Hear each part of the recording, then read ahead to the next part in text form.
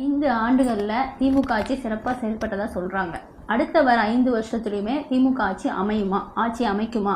ஏன்னா அவங்க வந்து பெண்களுக்குன்னு நலத்திட்டங்கள் நிறைய கொண்டு வந்திருக்காங்க. 1000 ரூபாய் பணம், 5000 ரூபாய் கோடைக்கால விடுமுறை அப்படின்னு சொல்லிட்டு, ஃப்ரீ பஸ் அப்படின்னு சொல்லிட்டு நிறைய. திமுக இலவசம் தருது, திமுக பெண்களுக்கு பணம் தராங்க, திமுக நிறைய வாக்குறுதிகள் பெண்களுக்காக கொடுத்துருக்காங்க, அதனாலதான் திமுக வரப்போகுதுன்னு நீங்க சொல்றீங்க.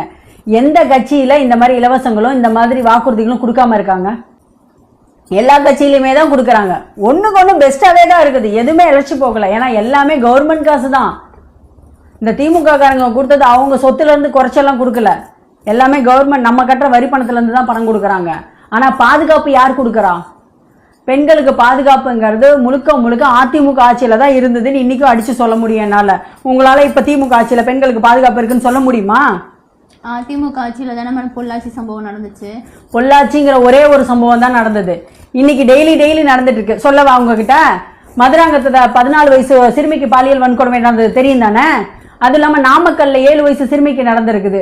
தூத்துக்குடியில இயற்கை உபாதை கழிக்க போன பொண்ணுக்கு நடந்திருக்குது. சென்னையில பள்ளி மாணவிக்கு நடந்திருக்குது. கிருஷ்ணகிரியில 60 வயசு மூதாட்டிக்கு நடந்திருக்குது.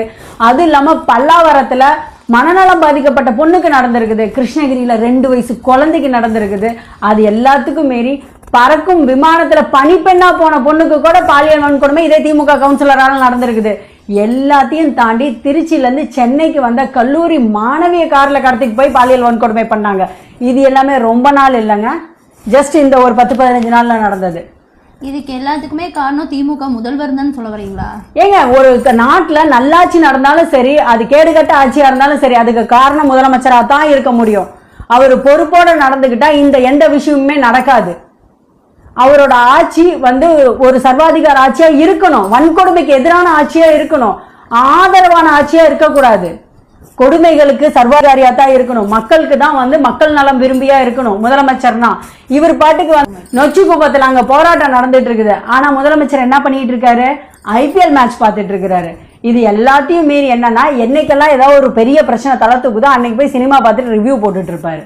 அதுக்குன்னு ஒரு முதல்வருக்கு ஒரு பொழுதுபோக்கே இருக்கக்கூடாது. ஒரு ரெஸ்பான்சிபிலிட்டி அதிகம். முதல்வர்னா என்ன சாதாரண விஷயங்களா? இத்தனை கோடி மக்களும் ஓட்டு போட்டு நம்பிக்கையோட கொண்டு போய் உட்கார வச்சிருக்காங்கன்னா அந்த நம்பிக்கையை காப்பாத்துற விதமா இருக்கணும்.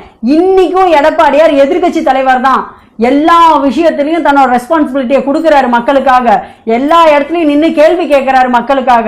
அதுவும் இல்லாம 24 மணி நேரத்துல 18 மணி நேரம் மக்களுக்காகவே செயல்படுறாரு ஒரு எதிர்கட்சி தலைவர். அப்ப முதலமைச்சர் எப்படி இருக்கணும்?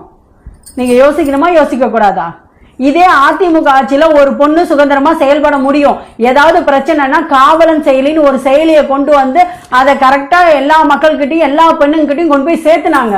அதனால அந்த பொண்ணு எங்க இருக்குன்னு ஈஸியா ரீச் பண்ண முடியும். நிறைய பாதுகாப்பு திட்டங்களை கொண்டு வந்தாங்க. இந்த பிரச்சனைகளையும் மீறி அவங்க எப்படி பாதுகாப்பா இருக்கணுங்கிறத அதிமுக ஆட்சியில முற்போக்கு சிந்தனையோட செயல்பட்டாங்க. சரிங்க மேடம், திமுக முதல்வர் வந்து இரும்பு கரம் கொண்டு அடக்குவோம்னு சொல்லியிருக்காரு. அந்த இரும்பு கரத்துலதான் இத்தனை லிஸ்ட் வந்திருக்குதுங்க. மேடம், நீங்க வந்து ADMKல இருக்கிறனால இப்படி பேசுறீங்களா? திமுக முதல்வரை தாக்கி இல்ல நான் கேக்குறேன், ADMKல இருக்கிறோம், DMKல இருக்கிறோம், TVKல இருக்கிறோம், அது எல்லாத்தையும் தாண்டி நீயும் ஒரு பொண்ணு, நானும் ஒரு பொண்ணு, உனக்கும் குழந்தை இருக்குது, எனக்கும் குழந்தை இருக்கு, சரியா? 2 வயசு குழந்தைக்கு பாலியல் வன்கொடுமை நடந்திருக்குதுன்னா அதுக்கு காரணம் யாரு? போதைப் பொருள். போதைப் பொருள் அவ்வளவு ஈஸியா தமிழ்நாட்டுல புழக்கத்துல இருக்கு. இன்னைக்கு ஸ்கூல் படிக்கிற குழந்தைங்கள்ல இருந்து எல்லாம் யூஸ் பண்ற அளவுக்கு இருக்குதுன்னா அந்த போதையில என்ன வேணாலும் நடக்குது. டெய்லி தறிகட்ட ஆட்சி நடந்துட்டு இருக்குது. டெய்லி ஒவ்வொருத்தன் நடு ரோட்ல போட்டு வெட்டுறான். இதுக்கு முன்னாடி இந்த அளவுக்கு உங்களால பார்க்க முடிஞ்சுதா? எங்க பார்த்தாலும் கொலை, கொள்ளை, கற்பழிப்பு, இது மட்டும் தான் நடக்குதுங்க. முதலமைச்சர் தூங்கிட்டு இருக்கிறாரு. அவர் கொஞ்சம் எந்திரிச்சு நம்ம நாட்டை பார்த்தா போது மாட்டேங்குது, அந்த அளவுக்கு இருக்குது இன்னைக்கு நிலைமை. கரெக்டுங்களா? ஏன்னா நம்ம எல்லாமே வந்து அரசியல் ஆதாயத்தை தாண்டி பொதுமக்களா யோசிங்க.